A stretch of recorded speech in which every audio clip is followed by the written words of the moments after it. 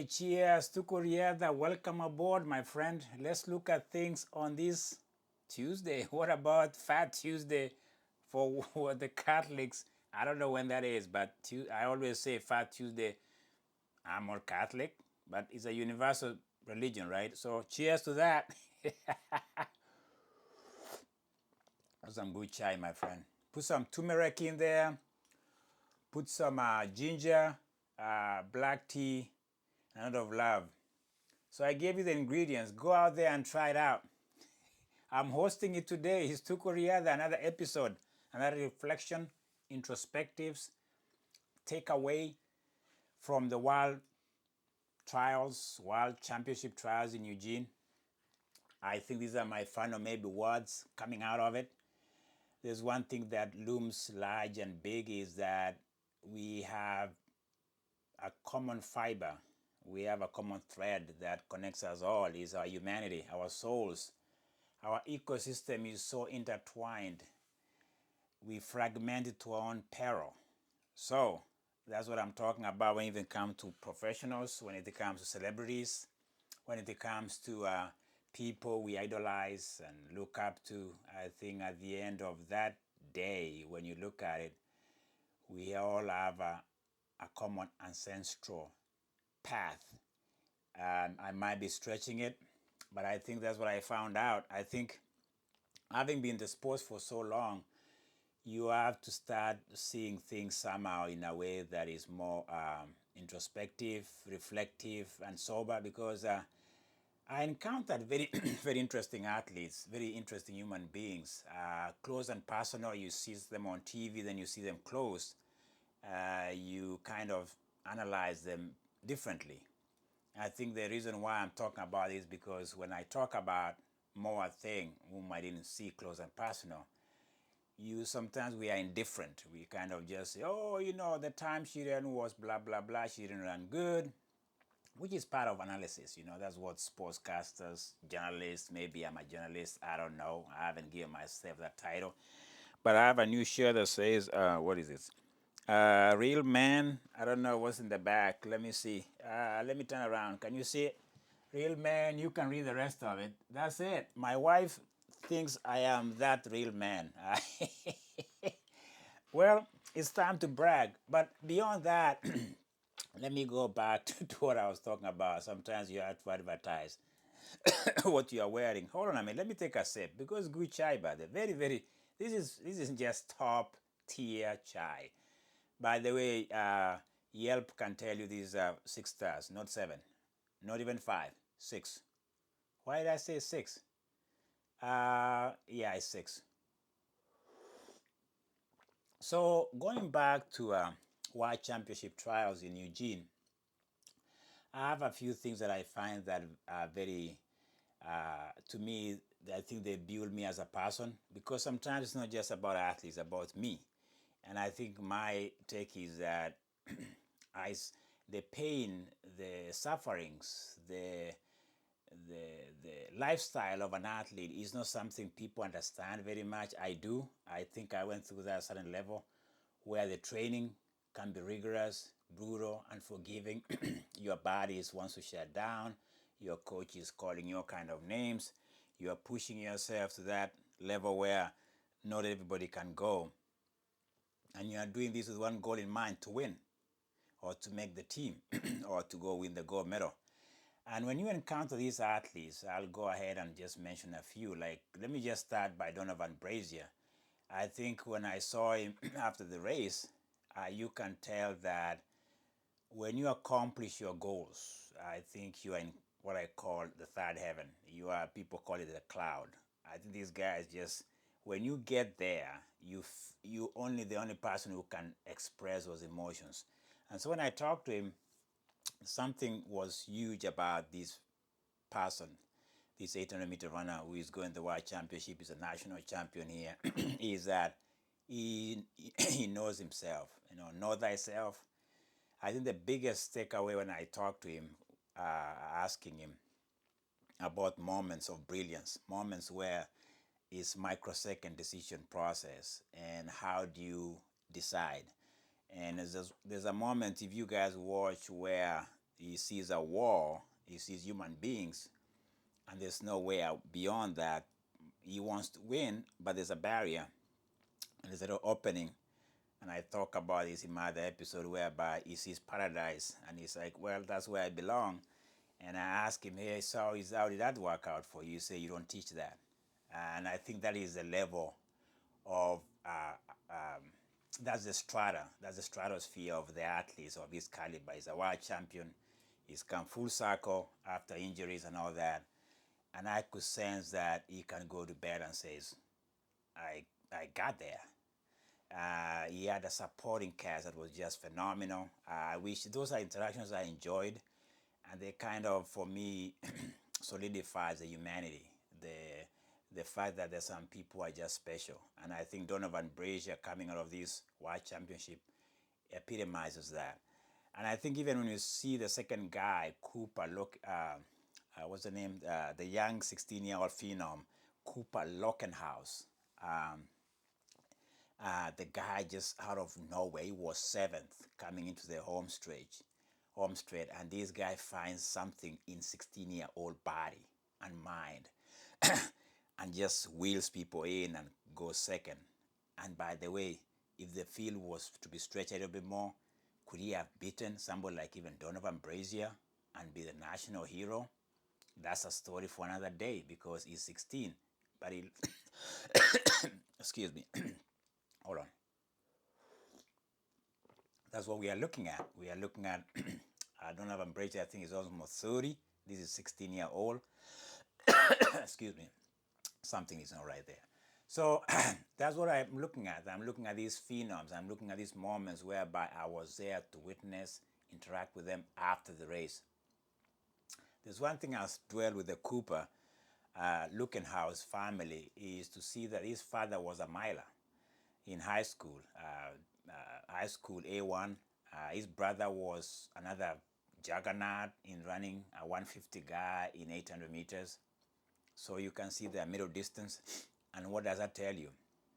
Could I be the one who breaks the news here, or just be the decoder of the father? Could this Lookenhauser family be the Ingram Briston of America, where they just they become a pipe, or they become the thoroughbred of athletes, where they just be giving us these 16-year-old phenoms that are running 142.2.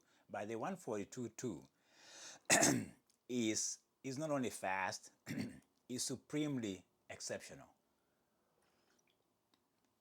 Let me give you a perspective. Bryce Hoppel was trying to go for the fourth world, for the national for the fourth time. Cooper looks up to him. According to what I read, is that that was his hero.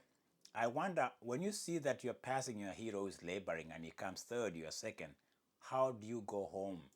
You call him and say, hey, hero, I beat you today? How do you have that conversation? That is the reason why I find the 800-meter final to be the talking point for those of us who watch this sport closely.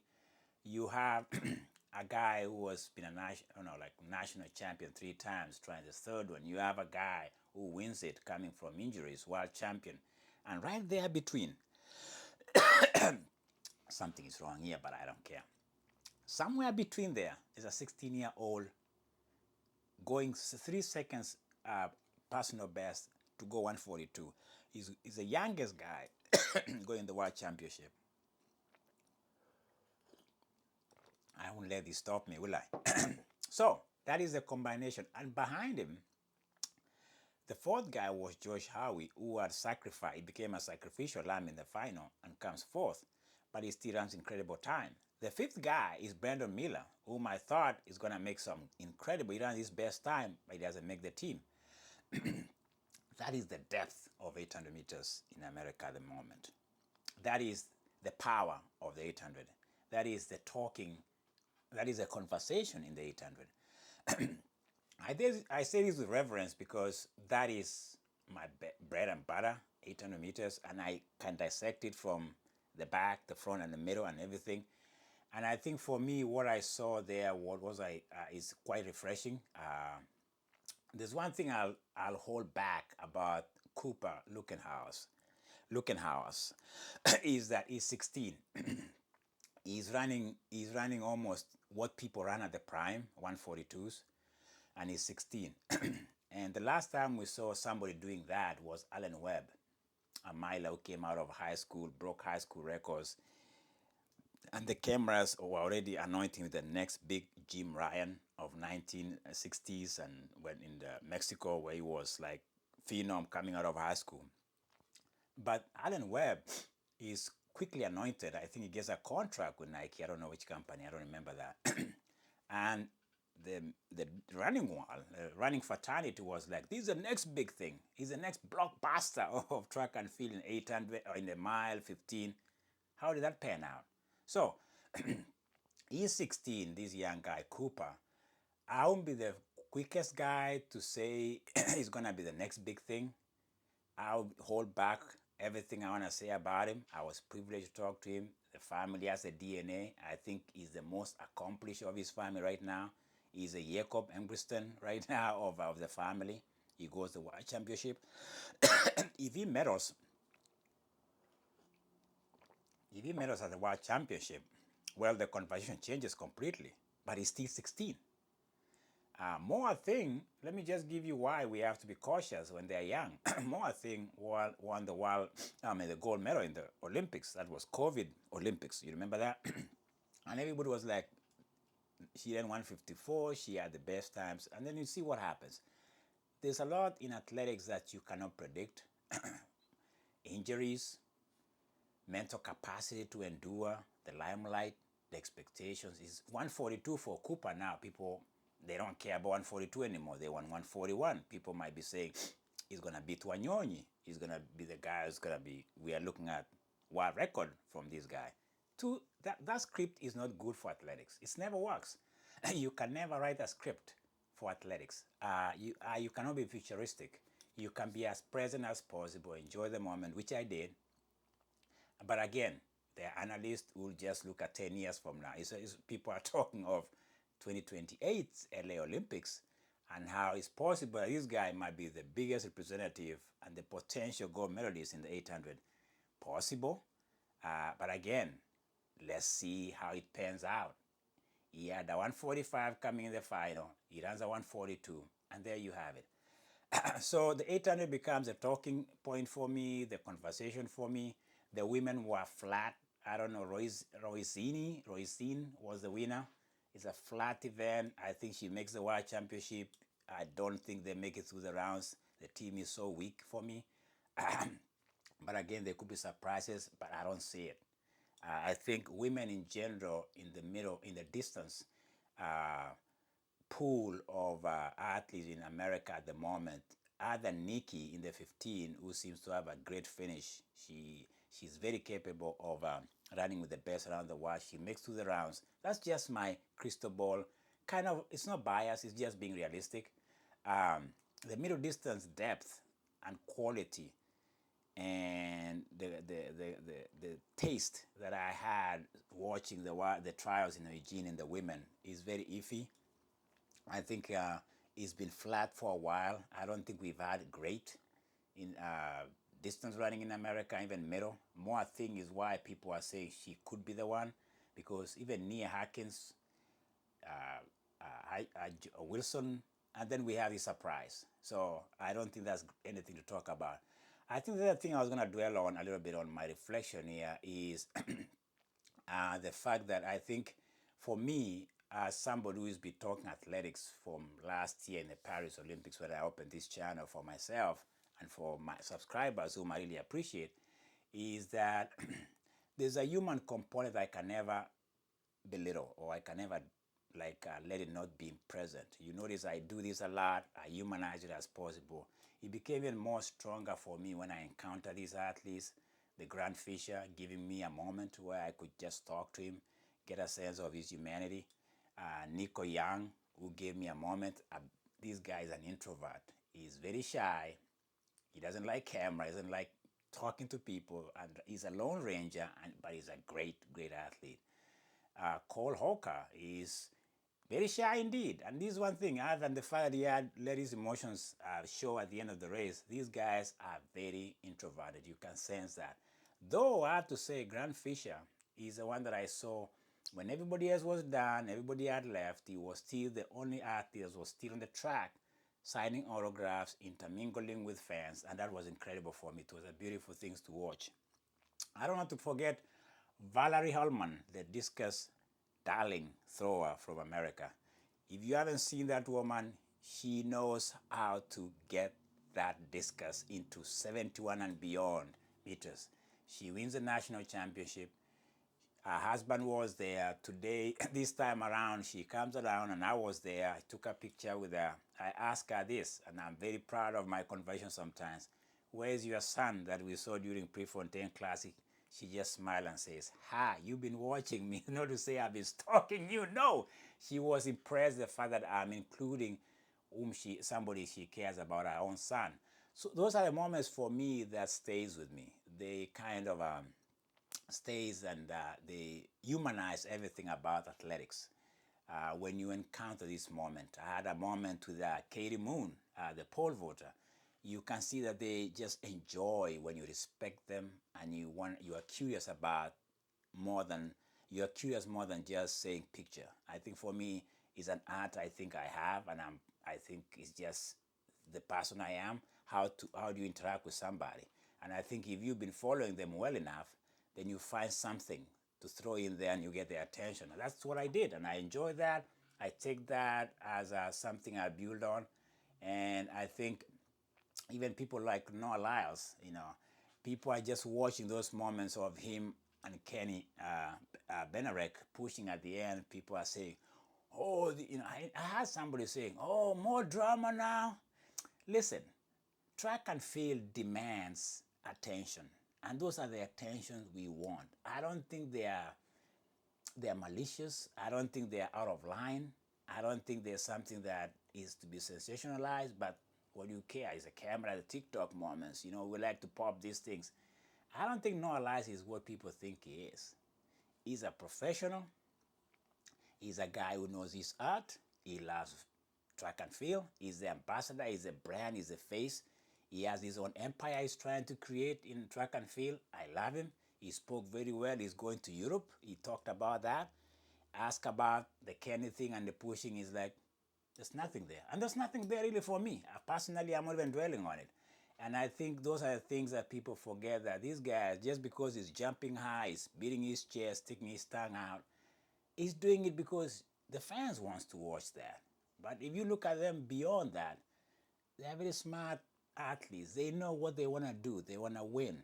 1960, 19.6 is not, you don't find that by being arrogant. You find that by training hard.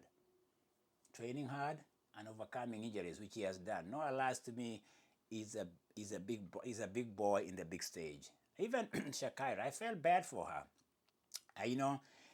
People are like, oh, another drama, the weed queen of Olympics when she was banned, which I think, to be honest with you, was the most barbaric thing America can do to an athlete. It just shows that we're still backward in many things. And I think being an African American doesn't help either, because people are like, oh, look at those hoodlums, it comes with territory. And I mean, I feel for her that she had moments that she ended up in jail with her boyfriend. I don't know what he said after that himself. I think he spoke somewhere. It doesn't matter. She's a human being. She has emotions. They were out of control. And it's very easy for police to say, well, you deserve to be in jail because you are violent. You threw your headphones at him. Again, when I was watching on the track, I could tell the cloud of that arrest was there. And the cameras, honestly, that's why for me, the camera, I remember the NBC guys, there were two guys standing right in front of her. I know they're trying to zoom in, but that's the only lane they stood on. They were just in front of Shakira's lane. And I was asking myself, is that, they can't move to the other lane because Shakira had there's other athletes in other lanes, but they were standing in front of her because they are zooming in. It's paparazzi. I think I'm paparazzi, but I think I claim to be respectful. I claim to that I respect their space. If they don't want to grant me that audience, I'm fine with it. I won't be chasing them down. But I think Shakira deserves better. I hope she makes the World Championship a place where she can showcase her talent, her potential, and her beauty. So I think that's what I'm advocating. The well-spoken guy for me is Ray Benjamin. Very sober guy, intellectually up there. When he spoke, I was listening. I was like, yeah. There's something he talked about having a bye, having a wild card for Olympiads, maybe in the World Championship and in the Olympics. Let me see how that pans out. I think it was a good confession, something he threw out there and tried to make people chew on. So if you are the gold medalist, you are the coming out of the Olympics, why in the next Olympics they should give you a wild card so that you can go back and defend your goal. It's not a bad thing to think about when you think of World Championship. They get a bye, or they get not a bye, they get a wild card that they are welcome back without having to go through the trials, though America requires them to do one round at least. So I like that conversation. I think I'll try to see what more he meant by that. Is anybody taking a bite on that? I am. And I think for me, I'm noticing that these athletes are well spoken, and I can see why sometimes they protect themselves. Is because we are very intrusive. We sometimes we don't have what I call decorum or manners. We're just wild people. And I think for me, if I don't call you by your name, like I try to do that, is that recognize them. First of all, they have a name, okay? And they are human beings. They have kids. They have a life. And that's okay with me. And they have girlfriends and wives and daughters and whatever. So I think takeaway from me is that I think I'll be rooting for American distance runners as a dual citizenship dude. What did I say? As a dual nationality of America. I've never done that in the past. Maybe I've been biased being a Kenyan. I confessed to my wife today. She said, "Oh, really? You're gonna do that?" I will, because these interactions, these humanity moments, these human interactions create something in me. It unlocks something. It says, "Wow, what about that?" I think my wife was like, "You're gonna chase him down?" I did. I chased him down until I got a clip. You guys can check it out. Because to me, I was rooting for this guy. I was rooting for this guy because people had said he retired. He didn't retire. He came back. And he's a national champion. And I'll end on that. Because Tukuriada is like subscribers. Love it. I love you guys. And I'm a dear, passionate guy would even say here that, hey, there's a subscriber out there who has deep pockets. You have a big company. Your name is Zuckerberg or Tesla guy. And you have some cash you want to donate to this channel and say, go to Japan and represent Tukuriada. Talk to this guy. I'll go there and represent Tukuriada subscriber, raw, uncut, unfiltered, and edited material from Ground Zero in Tokyo. That is what I'm trying to say here. Come on, Zuckerberg. He's a 5K guy. Why is he not sponsoring me? He can sponsor this guy. I'll go represent Tukuriada fraternity, the Tukuriada donors, in Tokyo from the 7th of September, the 13th, or the 24th. Yeah, that week. That week. Hey, it's a shout out. You never know.